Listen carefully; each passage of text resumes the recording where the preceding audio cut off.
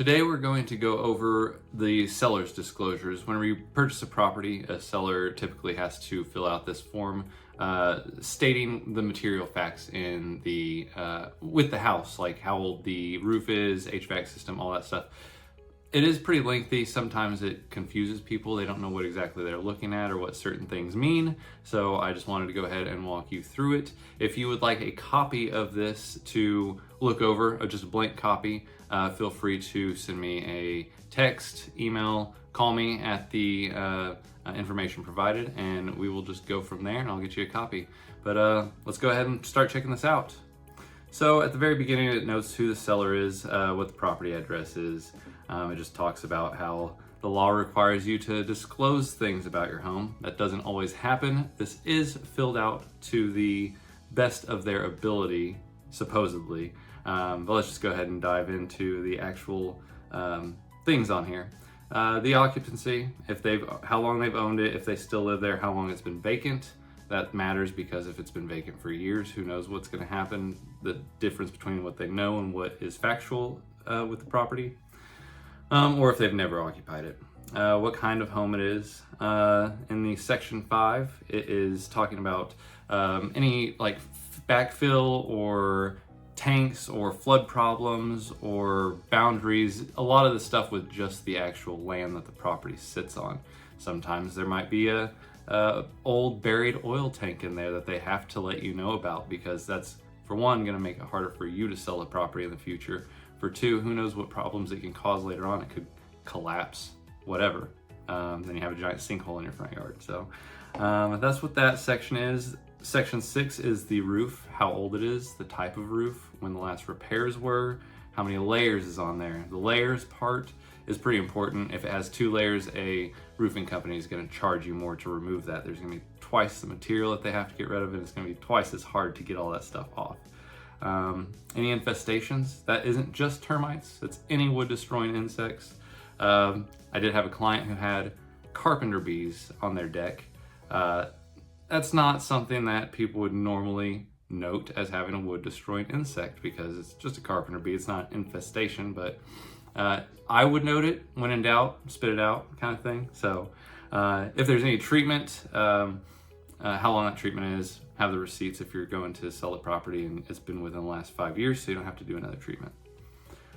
Structural is what it sounds like. Is there any shifting, cracks, flaws in the foundation, any concrete, driveway, porch, anything like that. Any dry rot. Dry rot's a dumb word.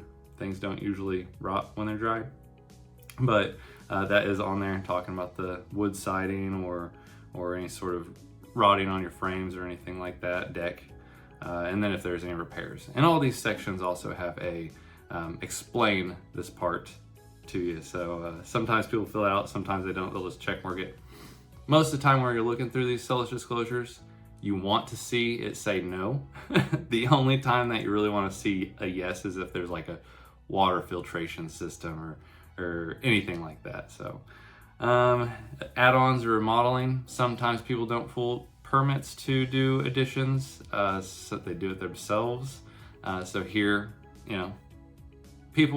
multiple people can own a home before this seller gets to it. So they don't always know if there's been additions or if there was permits pulled. So a lot of times this is just marked no. Plumbing related problems, if there's any backups, water leaks, drain leaks, sewer line issues, anything like that. It also covers what kind of water the property gets. So if you're out in the country, you could be on well, or you could be on public. That would be the drinking water. And then the sewer type, you might be on a public sewer. But if you're out in the country, a lot of times you're going to be on a some sort of septic system, be that multiple tanks, a leach field system, cesspool, lagoon. It also depends on what county you're in. But yeah, so they would note that here. They would also say when the last time it was cleaned out, by who it was cleaned out. They're supposed to be cleaned out every other year, I believe is what they recommend. And then it has the location of the sewer line clean out. I have ran into one property that actually was on a septic system, and it was in the middle of Kansas City. They didn't know if, I think it was Raytown, in Kansas City were trying to figure out whose sewer system it needed to be put on. So it is just this house that was stuck in a limbo on a septic system in the middle of town. It's crazy stuff. But sprinkler system, not a lot of homes have sprinkler systems, but if they do, if they work, if they have backup protection, all that stuff. And then what kind of plumbing the water is.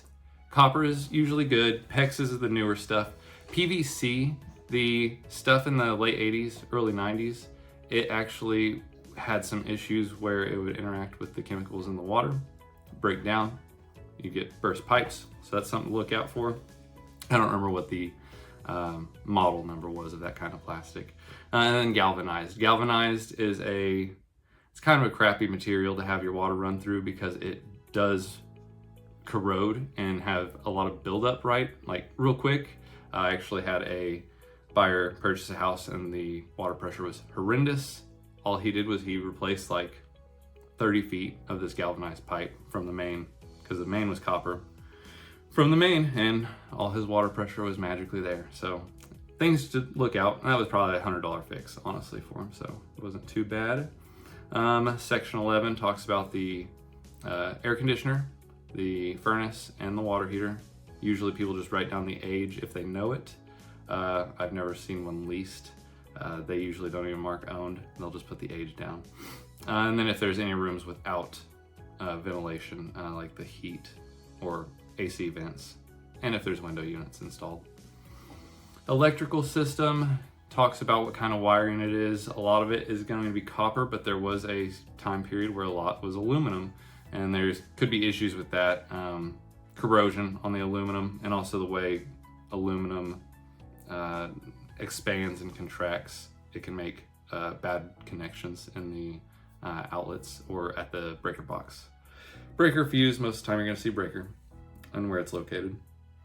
Hazardous conditions. This one's got the underground tanks, my bad. So underground tanks, landfill, toxic substances, tires, anything, any hazardous materials with the property. Also talks about radon. Radon is a gas that comes out of the ground. A lot of times it's in the basement. You can get radon testing. I think it's like 4 parts per million is the max that it can hit. And if your basement does have a lot of radon, you can mitigate that. It's like a $600 to $1,000 fix. They core a hole, put a pipe down in there, vent it out of your house. So it's not a huge issue, but to some people it might be bothersome. Mold or other environmental issues, and then controlled substances. In Missouri, we have to disclose if methamphetamine was produced on the property, because those chemicals can leach into the drywall and stay there. And then we have section 14, neighborhood information, where it's located inside city limits or not. Anything changing around it. So like in Lee Summit, there's a thing going on where they're wanting to put a landfill in. You would have to disclose that if the town is talking about putting a landfill in near the neighborhood. Any other kind of defective things, or if it's a historic property and that you have to keep up certain requirements in the home. Just all kinds of things like that. Also talks about the HOA in here. 15, previous inspections. Sometimes people do them, sometimes people have them turn around and sell their home before they've even lived in it for a whole year. So they should have an inspection report on it if they did anything. And then any other matters that you are aware of on section 16. So like easements, liens, let's see, different violations, anything that will make the property title not marketable, where like a lien has to be paid off because the homeowner still owes somebody money, a contractor money, and that could affect them selling the property to you, so they have to disclose it here if they've got one. I've never seen anybody not know that they had a lien, but I mean, I guess it could happen and they wouldn't mark it in there. Missing keys, animals, those are usually yes. And then anything else that would interfere on giving clear title. All that legal stuff. Transferable warranties for any appliances that you've replaced. So if they've replaced the stove, dishwasher, anything like that, and it's got a 1 year to 5 year warranty, if they have that on hand, they'll mark that too. And then right here in section 17, they talk about what utility companies they have to go through for their utilities. Should have the phone numbers there, helps you switch them over. Electronic systems and components is like if they had a security system installed. Fixtures and equipment, the seller can't go in there and remove the ceiling fans, remove things that are supposed to be attached to the property that you walk through and see obviously there. If they note that they're going to in this section down here, well, they would mark not staying. So say there was a air conditioning window unit and you weren't sure if that was going to stay or not. Look back here, see what they marked. If they marked OS, that means operational and staying. If they marked EX, that means that if the inspector comes in, turns it on, and it's not working, they weren't planning on fixing it anyway. So they're like, that's excluded from us renegotiating anything. NA means it's not there. And then NS means it's not staying. So a lot of times you'll see NS on like the washer and dryer. Over down here, you'll see on the refrigerator, that one's a toss-up. Sometimes people like to take their fridge. Sometimes they'll leave it. Sometimes they'll mark it that it's excluded from the inspection because they know it doesn't quite work right, but they're also not going to fix it or renegotiate. It's about a 50-50 when our people will leave it there. Sometimes they have a garage refrigerator that's not staying, and they'll mark that too. So that is pretty much the entire seller's disclosure and what that looks like whenever you are looking at properties. Get a hold of the agent, and they'll get a hold of this if there's one. I've seen investors and stuff just put a line through it every page. So you're just like, okay, well, it is what it is, and we just have to do our inspection. But I would say 90% of the time people have this filled out, especially if they've lived there. They definitely should have it filled out and not just mark a line through it. This is the first thing you want to check out before you even schedule to go see the property. If everything in here looks good, then that is the time to go ahead and get that scheduled and go tour it for yourself. Look at all these things, keep a mental note of what's staying, what's not. And then after that, it'd be inspections. So once you start doing inspections, it doesn't really matter what this says in there. It's filled out to the best of their ability. If they didn't see any dry rot, wood rot on the outside of their house, but the inspector found a bunch, it's not that they were lying necessarily. It's just that they didn't know. So that's it for the seller's disclosure form. If you need any other information, please let me know. If you want a copy of this, let me know as well. You can reach out to me at the phone number or email in my profile. But other than that, I will see you later.